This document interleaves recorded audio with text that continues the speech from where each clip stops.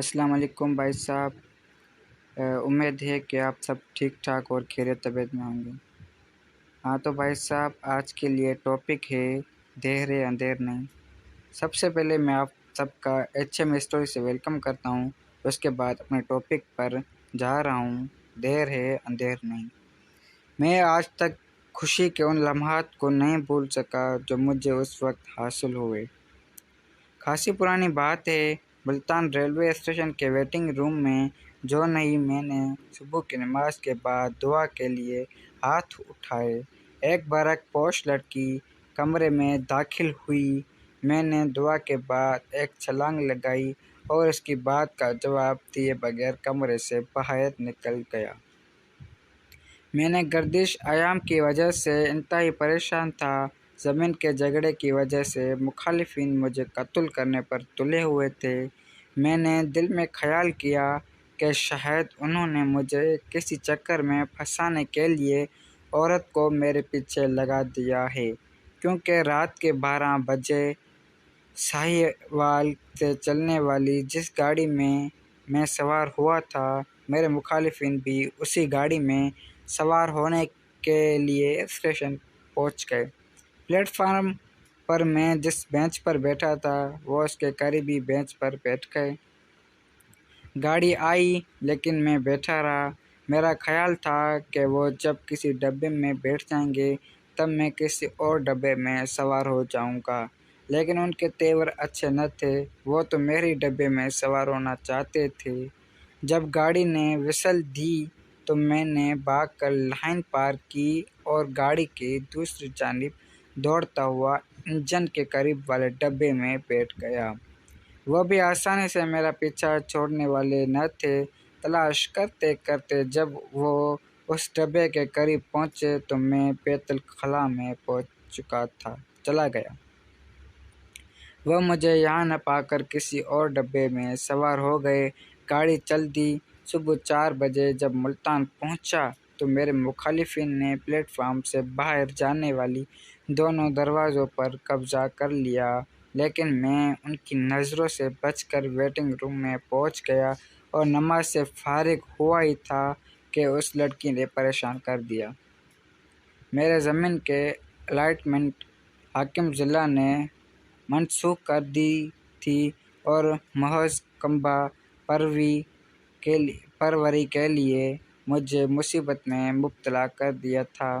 اس کے خلاف مجھے ملتان میں اپیل دائر کرنا پڑی۔ میرے مخالفین مجھے ہر قیمت پر اپنے راستے سے ہٹانا چاہتے تھے۔ میں اکیلا تھا، سوائے اللہ کے اور کوئی میرا پرسان حال نہ تھا، صرف والدین کی دعائیں شامل حال تھیں۔ ادھر ملتان میں کمشنر صاحب کی عدالت میں ہزاروں کی تعداد میں اپیلیں زیر سماعت تھیں۔ سال تک سماعت کی باری نہیں آتی تھی۔ میں تاریخ لینے کے لیے ملتان گیا تھا۔ وہ لڑکی بھی اسی طرح زمین کے الاٹمنٹ کے چکر میں اپنے مخالفین کے ہاتھوں بری طرح پریشان تھی اور مجھ سے کمشنر کے دفتر کا پتہ پوچھنے اور رہنمائی حاصل کرنے کے لیے اندر چلی آئی تھی۔ جب میں بھاگ کر باہر نکلا تو وہ بھی گھبرا کر باہر آ گئی۔ میں نے اس سے سختی سے پوچھا، اس طرح مردانہ ویٹنگ روم میں آنے سے تمہارا کیا مطلب ہے؟ اس نے نہایت ہی دھیمی آواز کے ساتھ انتہائی انکساری سے کہا، جی میں تو آپ سے صرف ایک بات پوچھنا چاہتی تھی۔ معلوم ہوتا تھا کہ حواس اور قویہ اس کا ساتھ نہیں دے رہے تھے۔ جب میں نے اس کی یہ حالت دیکھی تو اس کا حوصلہ بڑھاتے ہوئے کہا، ہاں کہو، کیا کہنا چاہتی ہو؟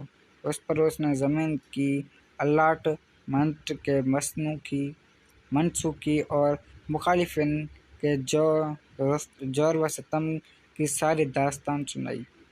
جب میں ساری کہانی سن چکا تو میں نے کہا کہ میں اور آپ دونوں ناانصافی کا شکار ہیں۔ اطمینان رکھو اللہ تعالیٰ کے ہاں، دیر ہے اندھیر نہیں۔ ہم کمشنر کے دفتر روانہ ہو گئے۔ وہاں مسئلے تلاش کرنا آسان کام نہیں تھا۔ ادھر اس لڑکی نے کہا کہ میرے والدہ کا آخری زیور بھی فروخت ہو گیا، جس میں صرف 50 روپے میرے پاس ہیں۔ اس کے بعد ہمارے پاس کھانے کے لیے کچھ نہیں ہوگا۔ میری مالی حالت بھی کچھ ایسی تھی، لیکن گواہی دیتا تھا کہ مصیبت کے دن ٹل جانے کا وقت قریب ہے۔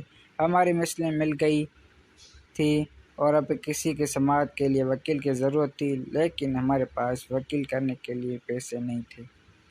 اتفاق سے پہلے میرے کیس کی سماعت ہونے افسر مجاز انتہائی انصاف پسند تھے۔ انہوں نے میری ایک ایک بات کو غور سے سنا اور فیصلہ میرے حق میں دے دیا۔ مجھے انصاف حاصل کر کے خوشی تو ہوئی، لیکن ساتھ ہی دوسرے کیس کی سماعت کے خیال سے دل بیٹھ رہا تھا۔ چنانچہ دوسرے کیس کی سماعت شروع ہوئی تو میں نے یوں ہی کیس کی وضاحت کرنا چاہی۔ اس پر لڑکی کے مخالفین نے اعتراض کیا کہ یہ نہ تو وکیل ہے، نہ ہی مدنی، یہ کس حیثیت سے بول رہے ہیں؟ جب افسر مجاز نے پوچھا تو میں نے بتایا کہ معاشرے کی ناانصافیوں کے ستائے ہوئے لوگوں کے پاس وکیل کی فیس ادا کرنے کے لیے پیسے نہیں ہوتے۔ مدعیہ اور اس کی لڑکی عدالت میں موجود ہیں۔ ایک ماں کے بیٹے کی حیثیت سے مجھے ان کی جانب سے بات کرنے کی اجازت دی جائے۔ اس پر افسر مجاز نے مجھے اجازت دے دی۔ بات مختصر تھی۔ مخالف کا وکیل 1 گھنٹے کی تقریر میں بڑے بڑے قانونی دلائل دینے کے باوجود عدالت کو قائل نہ کر سکا اور عدالت نے ماں بیٹی کے حق میں فیصلہ دے دیا۔